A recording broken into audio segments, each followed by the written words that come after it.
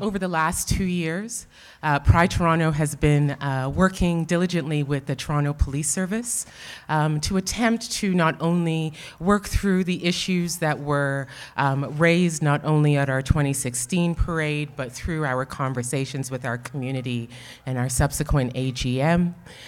In that time, the police service and myself have spoken to the community, have consulted, and have began to work through a process of connecting and engaging with our communities.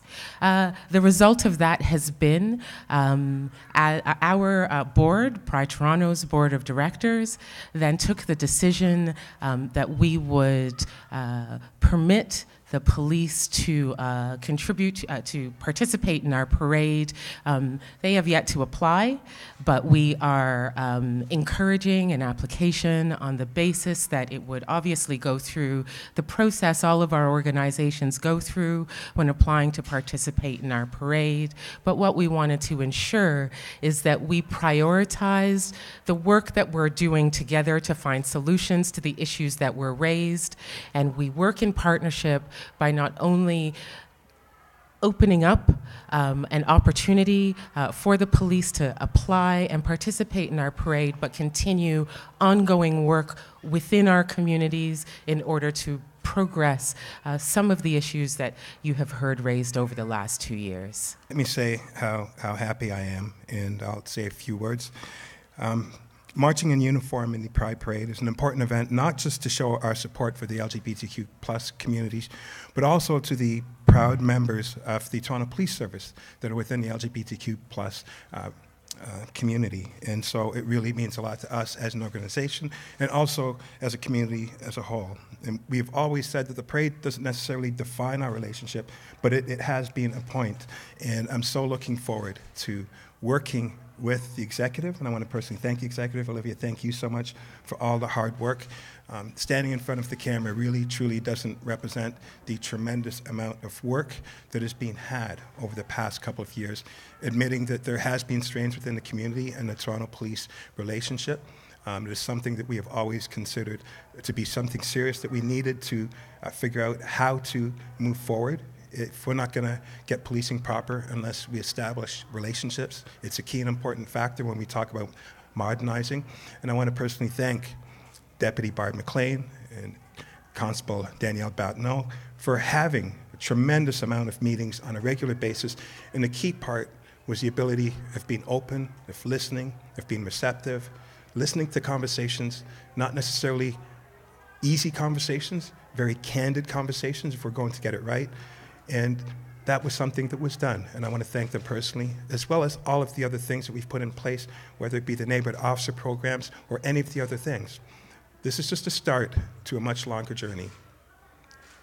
We're not where we need to be yet, but as chief, I promise you, the Toronto Police Service will do anything and everything we can to get to where we need to be and to maintain that.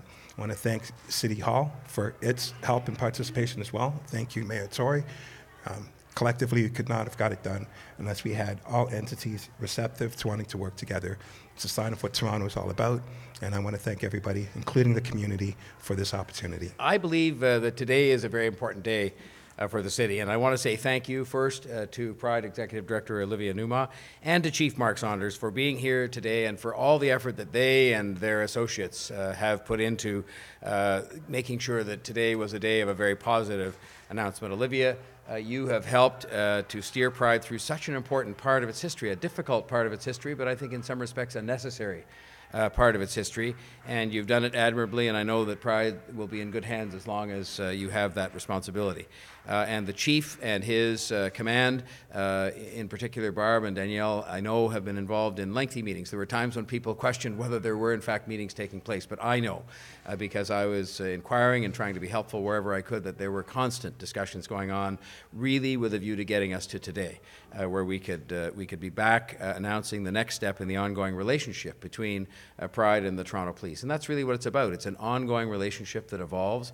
Obviously, we hope in a very positive way, and the Chief, I think, and Olivia both suggested that's exactly where we're headed. Toronto is at its best when we work together. That is when we show that we're at our best. As mayor, I can say the safety of Torontonians is obviously my top priority, and I think the top priority of people who live in the city. And I think the murders and the disappearances of members of the LGBTQ community, for example, deeply shook our city and left many unanswered questions that we are really working to address now and ensure that the difficult process of healing from that and from other things that have happened over time continues. I have great confidence in Justice Gloria Epstein, for example, and the work that she's going to do and in the community-led process that led to her appointment. And I think those words, community-led process, are important. And you heard Olivia refer to the fact here there's been great consultation not just between the police and Pride, but between the police, Pride, and the communities that care about these issues very much.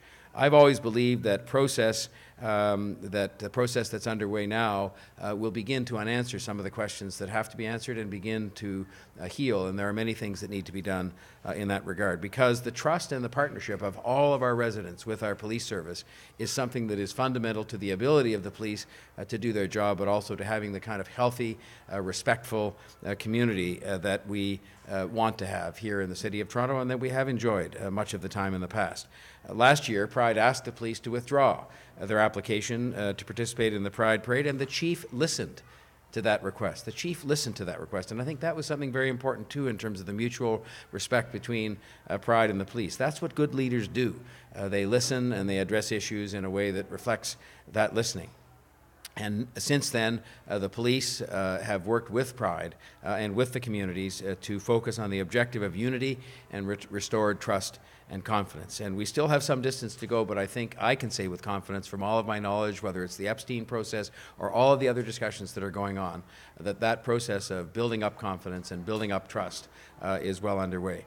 This is incredibly important work, and I want to extend thanks as well to the LGBTQ2S community organizations and leadership that have taken part and continue to take part in these discussions aimed at building the most solid, trusting kind of relationship that we could possibly have, that could be and should be a model for anybody else anywhere in the world. I have tried behind the scenes to be supportive and certainly have never wavered in the fact that the City of Toronto, of course, is supportive of Pride and was supportive of the discussions, which, I'll be candid, took longer than I might have liked and that a lot of people might have liked. But in the end, you have to be patient and you have to be consultative and you have to be determined. And I think that the police service and Pride through Olivia and the community organizations have been all of those things. But we will always support Pride. It is one of the most important events that happens in our community for a whole host of reasons. But I think most importantly of all, because it is the ultimate demonstration of how we live here in an environment of trust and respect and embrace of each other. And so I will just say that I wish everybody well in the work that has really just begun and that will continue, but today is a good news day because it means we're going to have a unified Pride next year with the police back in the parade, assuming that the chief's got that application filled out on his desk and ready to send in, hopefully today, and I'm very much looking forward. I did tell him that that would carry with it the consequence that, of course, something I haven't been able to do for the last 2 years, namely to man my squirt gun to make sure that he is kept suitably cool on the day of the parade, will be something that I will be looking forward to doing next summer when we celebrate a great Pride.